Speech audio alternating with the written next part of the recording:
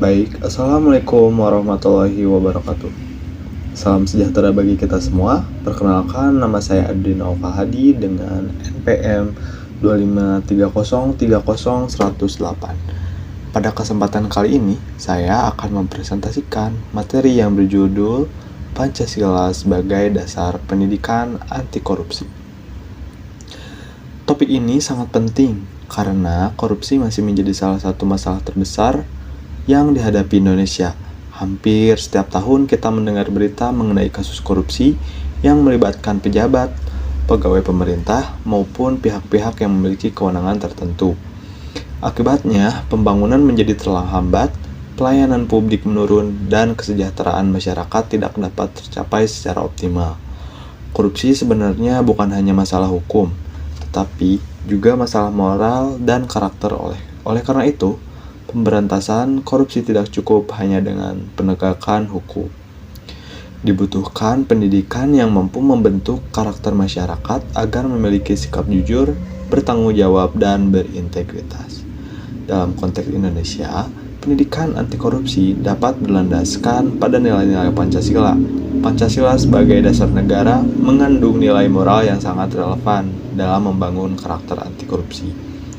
Melalui presentasi ini, saya akan menjelaskan pengertian Pancasila, pengertian korupsi, pendidikan anti korupsi, hubungan antara Pancasila dan anti korupsi, penerapan nilai setiap sila dalam mencegah korupsi, serta cara menerapkan sikap anti korupsi dalam kehidupan sehari-hari. Baik, pada slide kedua ada pengertian Pancasila. Pancasila adalah dasar negara Republik Indonesia yang terdiri dari 5 sila dan menjadi pedoman dalam kehidupan berbangsa dan bernegara. Pancasila tidak hanya berfungsi sebagai dasar hukum negara, tetapi juga sebagai pandangan hidup bangsa Indonesia. Nilai-nilai yang terkandung dalam Pancasila lahir dari budaya, adat, istiadat, serta kepribadian bangsa Indonesia. Oleh karena itu, Pancasila mencerminkan identitas nasional yang harus dijaga dan diamalkan oleh seluruh warga negara. Dalam kehidupan sehari-hari, Pancasila memberikan pedoman tentang bagaimana manusia harus berperilaku terhadap Tuhan, sesama manusia, bangsa, negara, dan lingkungan sekitar. Nilai-nilai tersebut mencakup kejujuran, tanggung jawab, gotong royong, keadilan, toleransi, dan kepedulian sosial. Apabila nilai-nilai Pancasila diterapkan secara konsisten, maka akan terbentuk masyarakat yang berkarakter baik dan mampu menghindari berbagai perilaku negatif, termasuk korupsi.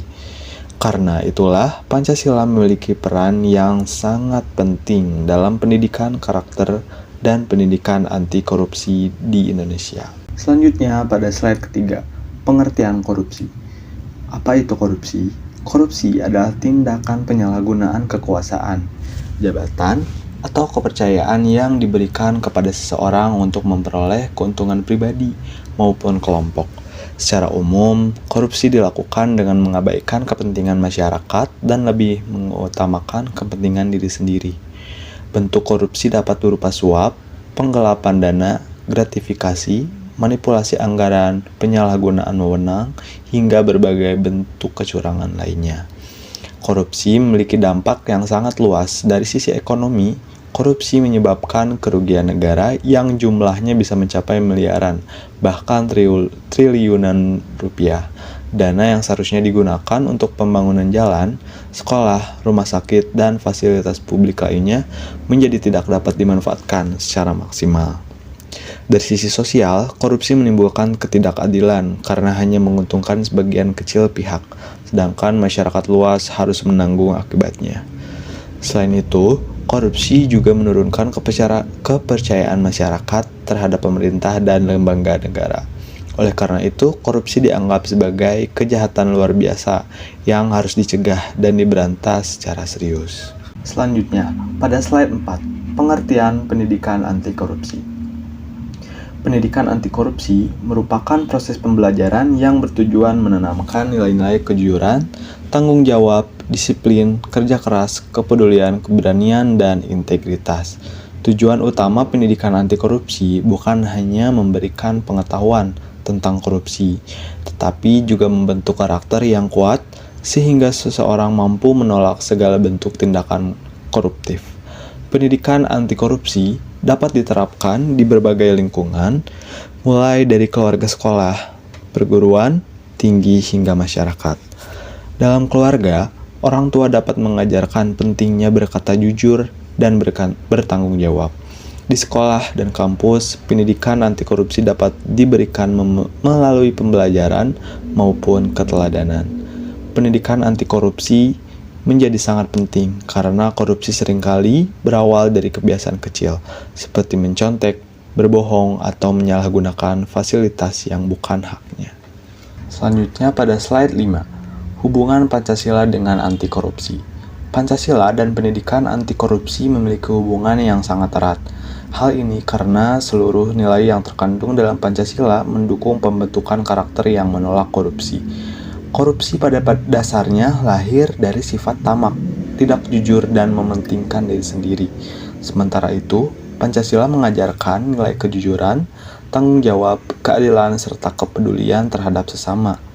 Setiap sila dalam Pancasila mengandung prinsip yang bertentangan dengan korupsi.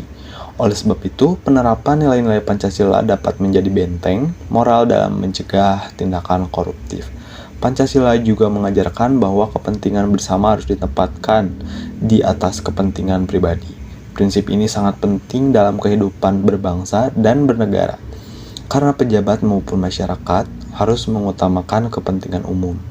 Dengan demikian, pendidikan anti korupsi yang berlandaskan Pancasila tidak hanya berfokus pada aspek hukum, tetapi juga pada pembentukan karakter dan moral. Baik, di sini kita masuk pada slide 6, nilai sila pertama. Sila pertama berbunyi ketuhanan yang Maha Esa. Sila ini mengandung nilai keimanan, ketakwaan, dan moralitas. Setiap agama mengajarkan bahwa kejujuran adalah perilaku yang baik, sedangkan korupsi merupakan tindakan yang salah. Seseorang yang memiliki kesadaran beragama yang baik akan memahami bahwa setiap perbuatan akan dipertanggungjawabkan, tidak hanya kepada manusia, tetapi juga kepada Tuhan. Karena itu, sila pertama mengajarkan pentingnya membangun integritas pribadi. Integritas berarti kesesuaian antar perkataan, tindakan, dan nilai yang diyakini. Dalam konteks anti korupsi, integritas sangat penting karena menjadi dasar untuk menolak segala bentuk penyalahgunaan kekuasaan. Jika nilai sila pertama diterapkan dengan baik, maka seseorang akan memiliki rasa tanggung jawab moral yang kuat sehingga tidak mudah tergoda melakukan korupsi. Selanjutnya pada slide 7. Nilai slide 2 dan ketiga. Sila kedua berbunyi kemanusiaan yang adil dan beradab. Sila ini mengajarkan penghormatan terhadap martabat manusia dan pentingnya memperlakukan setiap orang secara adil. Korupsi bertentangan dengan nilai kemanusiaan karena merampas hak-hak masyarakat. Misalnya, ketika dana pendidikan atau kesehatan dikorupsi, maka masyarakat kehilangan kesempatan untuk memperoleh pelayanan yang layak. Selanjutnya, pada sila ketiga yang berbunyi Persatuan Indonesia. Persatuan merupakan modal penting dalam pembangunan bangsa. Namun, korupsi dapat merusak persatuan karena menimbulkan ketidakpercayaan dan kecemburuan sosial. Ketika masyarakat melihat adanya penyalahgunaan kekuasaan, mereka dapat kehilangan kepercayaan terhadap pemerintah dan institusi negara. Oleh karena itu, penerapan sila kedua dan ketiga dapat membantu membangun masyarakat yang peduli terhadap sesama dan mengutamakan kepentingan bangsa di atas kepentingan pribadi. Selanjutnya, pada nilai sila keempat dan kelima. Sila keempat menekankan pentingnya musyawarah, kebijaksanaan, dan penggunaan kekuasaan untuk kepentingan rakyat. Korupsi merupakan bentuk penyalahgunaan kekuasaan yang jelas bertentangan dengan semangat sila keempat. Seorang pemimpin seharusnya menjadi teladan yang mengutamakan kepentingan masyarakat, bukan keuntungan pribadi.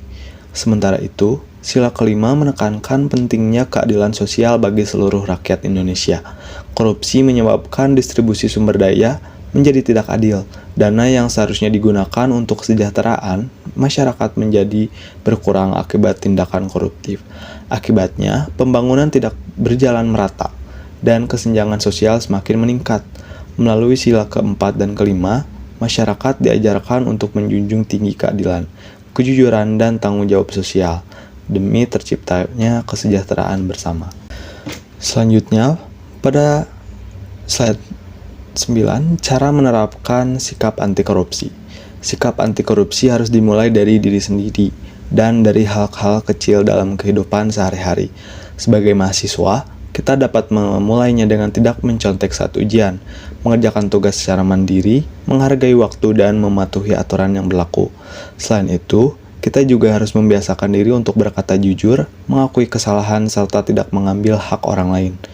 Dalam lingkungan masyarakat, sikap anti korupsi dapat diwujudkan dengan menjaga amanah, menggunakan fasilitas umum secara bertanggung jawab, dan berani menolak tindakan yang melanggar aturan.